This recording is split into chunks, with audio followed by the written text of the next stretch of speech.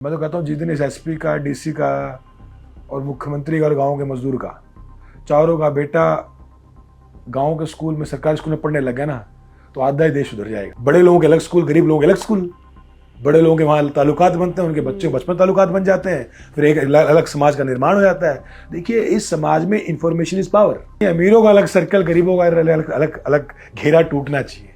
ये घेरे जिस दिन मिलेंगे ना, उस दिन देश बनेगा। माने कथूरा, बवानी, खेड़ा की जो भाषा कती एक जैसी है, एक जैसी लैंग्वेज है, मिलती जुलती लैंग्वेज है। पॉलिटिक्स में जो एलीट परिवारों के बच्चे हैं या जो घरानों के बच्चे हैं, और एक और हो गए आप जैसे जो सामान्य परिवारों से आगे बढ़े हैं, तो वो जो एलीट परिवारों के लोग हैं वो आपको फिर कंपटीशन के तौर पे नहीं देखते हैं?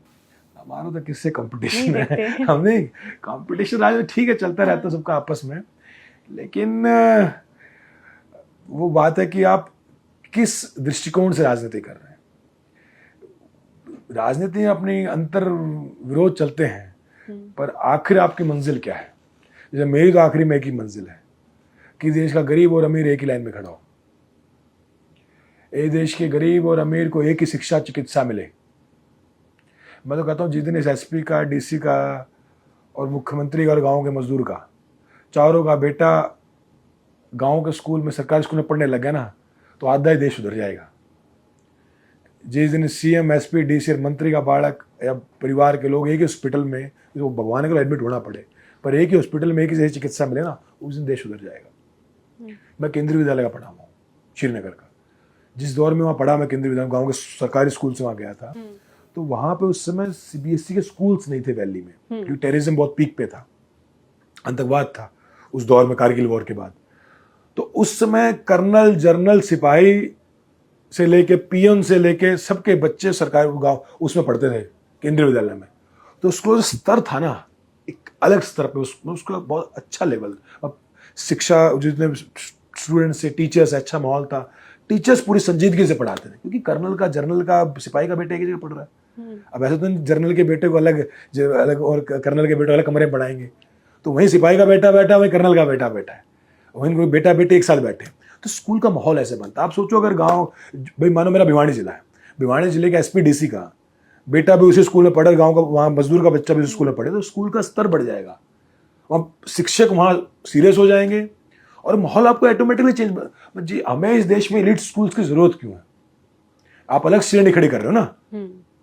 बड़े लोगों के अलग स्कूल, गरीब लोगों के अलग स्कूल, बड़े लोगों के वहाँ ताल्लुकात बनते हैं, उनके बच्चे बचपन ताल्लुकात बन जाते हैं, फिर एक अलग समाज का निर्माण हो जाता है। देखिए, इस समाज में इंफॉर्मेशन इज पावर। बहुत से लोग धंधा सिर्फ इंफॉर्मेशन के दम पे चलाते हैं ना।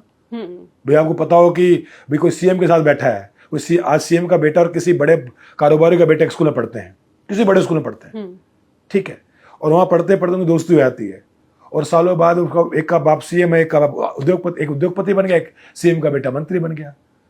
तो उसको पता होगा ना कि कहाँ पे अगला प्रोजेक्ट आने वाला है, कहाँ पे जमीन खरीदनी है, ये पता होगा ना। कि आम घर के बेटा बेटे को तो बेचारे मजदूरी कर रहे हैं, उनको पता ही नहीं क्या चल रहा है, खेल क्या है। खेल तो इन्फॉर्मेशन का है, खेल तो सर्कल का है। तो हम चाहते हैं अमीरों का अलग सर्कल, गरीबों का अलग अलग अलग घेरा टूटना चाहिए। ये घेरे जिस दिन मिलेंगे ना, उस दिन देश बनेगा। अच्छा, भवानी खेड़ा में चुनाव लड़ते हुए कोई फनी मोमेंट्स हुए कि स्पीच है या कुछ और इस तरीके के? पूरे रैंडम स्पीच दी, फनी तो क्या, हम तो 20 दिन में गए। हाँ। तो 20 में टाइम कम मिला थोड़ा, तो पहली बार ही गया था मैं तो भवानी खेड़ा। अच्छा, हरियाणा के आदमी को हिंदी में स्पीच देगा ना, इतने ध्यान तो नहीं सुना। अरे हरियाणवी बोलेंगे मैंने तो पूरी हरियाणा में स्पीच दी, पूरा सारा हरियाणवी बोली जितनी बोल पाऊँ। राजी हो गए सब। बड़ी हरियाणवी स्पीच दी, लोगों ने बहुत प्यार दिया, अच्छे लोग हैं बहुत।